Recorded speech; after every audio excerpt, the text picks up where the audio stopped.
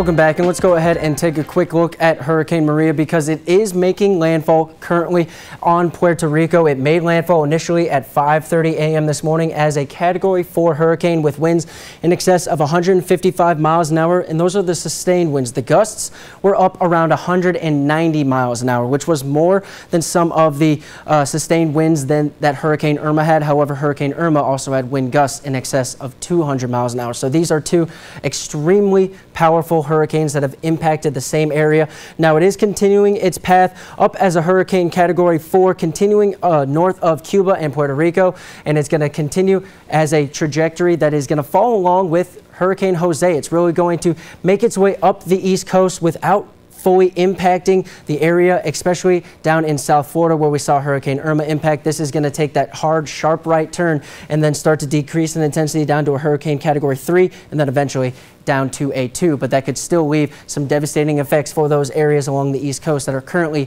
feeling Hurricane Jose moving up. Now, what can we expect for our area? Well, we're starting off with extremely warm temperatures for this time of year, in towards the lower 70s across the area, 72 in Kirksville, 73 in Macon, and our coolest in Mount Pleasant at 68 degrees. Unfortunately, though, we are looking at a very high heat type of day. We're going to see temperatures pushing in towards the upper 80s, 88 degrees right now, forecasted as the high temperature. But unfortunately, we're looking at a heat index with some gusty winds, mainly in the earlier morning and early afternoon hours. We are looking at those stronger winds. However, it is still not doing much to help mitigate how warm it is going to feel today. So by noon, it's already feeling like it is around 84 degrees. Now check out the jump over the next 4 or 5 hours, up to 94 for the area around 2 p.m. and feeling like it is in between 92 degrees in Albia down towards 98 degrees in Macon. So it is a summertime-like day.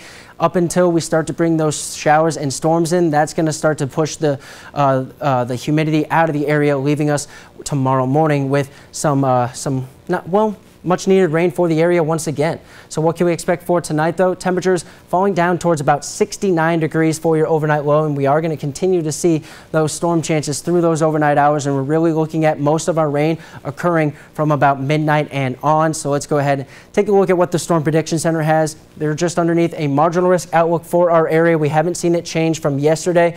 That means isolated strong storms, 40 to 60 mile an hour winds, as well as hail up to 1 inch in diameter. Now it does say a low tornado risk, but our main threats are going to be in the form of hail as well as damaging winds. We are really looking at damaging winds being the main factor here, as we have some strong wind gusts already looking to occur as these storms moving in, thanks to some of our models and the wind speeds that they're indicating. So let's go ahead and start timing everything out. We're going to start off sunny this morning, but build in the cloud cover periodically throughout the day today.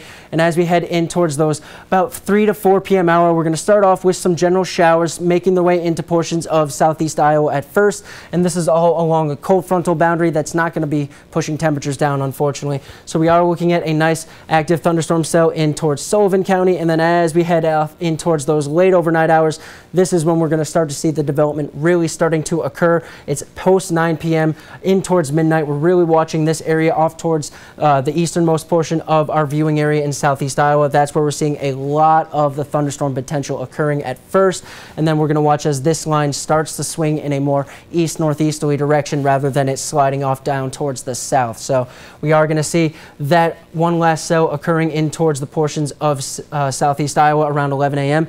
and then things start to rise off out of here, and we return some high pressure to the area, bringing in some sunny skies, but unfortunately not getting away from the high heat just yet. But let's check out those rainfall amounts. What can we expect over the next 48 hours?